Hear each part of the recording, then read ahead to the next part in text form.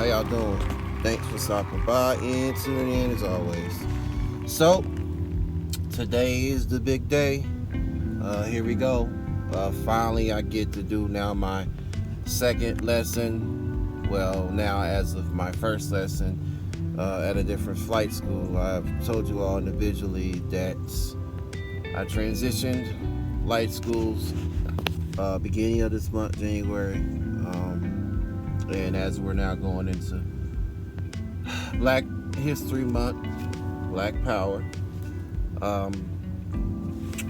just for my own reasons and purposes, this shout out to this guy who works at an avionics shop, for Blue Line at Johnson Regional, that is a current student at this other school that he referred me to, and his instructor, who is now my new instructor. I'm just so excited. I'm thrilled. I did double check as far as all week long, and last night the weather, the TAFs and METARs, and everything is a go. Because otherwise, my new instructor would have probably too, just like my previous instructor at Flight Test, and say, "Oh, we can't go up," or so and so. Well, that's obviously not the case. I've already checked out of the hotel I've been staying at.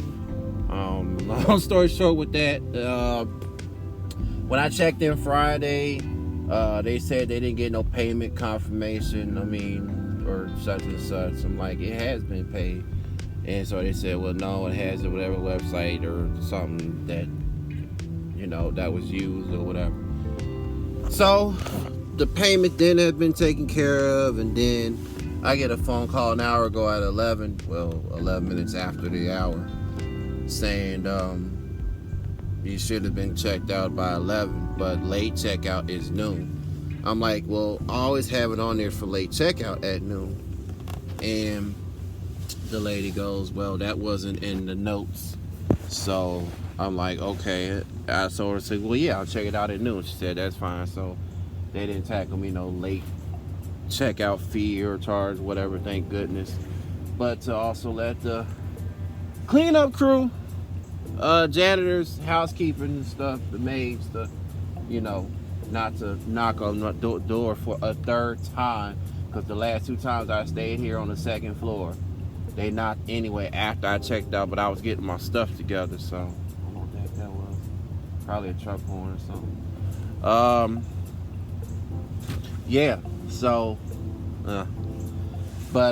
Like I said, I've already got my stuff out just 5 minutes ago, so they didn't knock on the door this time for a third time. So, but yeah, as far as the TAF and METARs go, like I said, everything's all a go. Damn, excuse me. The TAF and METARs, as far as weather, it's a weather observation that they use.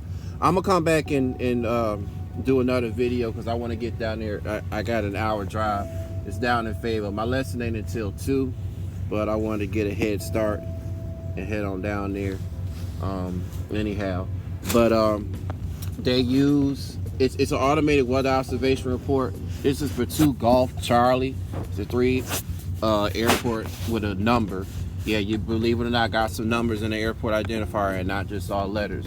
But this is a privately owned airport by a married couple who back in the day used to use the farm. It was a farmland back in the day that they used for crop dusting. They were crop dusters, and then they decided to turn it into an airstrip with a gravel runway with hangars, and then open up a flight school.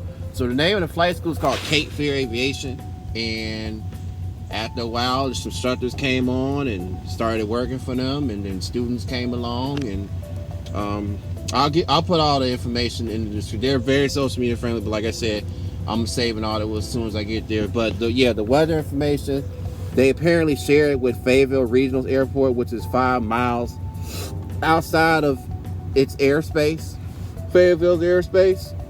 So they share their TAF and METARs all together. So for the whole Fayetteville area, it's all clear. So, all right, y'all. All right, at 5 minutes on this, or after my intro. So let me get on out of here head on down into the airport. So you go 95 south, Fayetteville, take the 87 NC route Fayetteville exit for Elizabethtown. That's 87 south. Go to the southeast towards Elizabethtown. Go past the Food Line and shopping center of the Food Line's at McDonald's with KFC on the right. And they said like 3.5 quarter some miles on the left of that is the airport. So I should have no problems finding. It's broad daylight. I might turn on the GPS as soon as I get down there. I probably won't need it. I just know as far as making how to get to Fayetteville from 95. But I'm here in Selma, about to leave the quality in. So I'll talk to y'all once I get there. So this is going to be an overview of today's lesson, because I don't have to go over it, but I will sooner or later eventually. So again, stay tuned for that. All right, 6 minutes. Talk to y'all later. All right, ladies and gents, update. I have finally now arrived. Y'all, I just took a picture of the school sign just now, so I guess I'll probably use that as a thumbnail. I don't know yet, more than likely, but yeah, I'm here. A plane just took off. I don't know by what instructor or student pilot or what have you, but this is definitely, as I said, is a privately owned airship. This couple, back in the day, this is all a farmland basically. I'm just getting out the truck along the grass. This is basically the airport entrance. The other side are just some additional hangars, and it's also an FAA written testing center, as it says on their website. So currently it's a plane that's in the pattern. Again, that's the other thing of somewhat of a downside, is that Fayetteville's regional's airspace itself, class Charlie, is within 5 nautical miles in range. So when you're in the pattern, that's the only thing you have to, if anybody who comes here or in future, want to come here, even though this is my first time here, but I've done my homework and research, looking it up and stuff. I've never flown as far as just on the simulator, but you have to be aware of that. Otherwise, you may be asking for trouble going into a controlled airspace without no permission, without no special clearance. And past Fayetteville's airspace is their military special airspaces as well. Over nearby is Pope Air Force Base. That's Fort Bragg, North Carolina, and Fort Simmons. So yeah, so it's those 3 particular airspaces that are overlapping one another.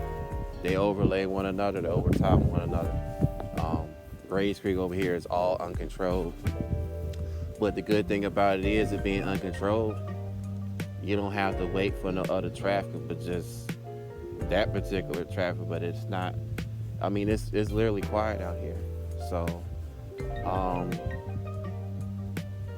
yeah, it's you basically just get in the plane and you just take off and then come back down. So you don't have to wait for, if it was an air traffic controlled airport or anything like that. That's only for when you do cross country flying and things of that nature. So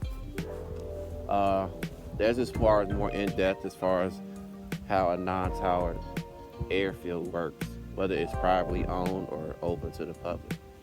So in particular, this isn't, from what I've known, is to be open to the public in a sense, but maybe I could be wrong. I just know it's privately owned by a couple who, turned this into an airstrip itself. As far as taxiing out to the actual gravel runway or asphalt, you have, they're going along this grass that I parked on just now. So yeah, it's like 1:30 something right now, so let me go on there. They got a little office. My instructor should be in there right now. So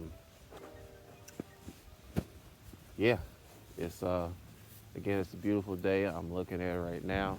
It's the weather to go. So all right, I will talk to you all later in the debrief. So all right.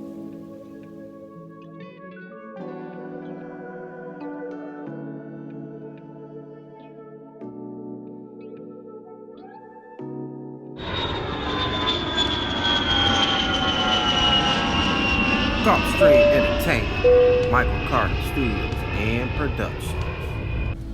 Oh yeah, if you enjoyed my channel, check out these channels.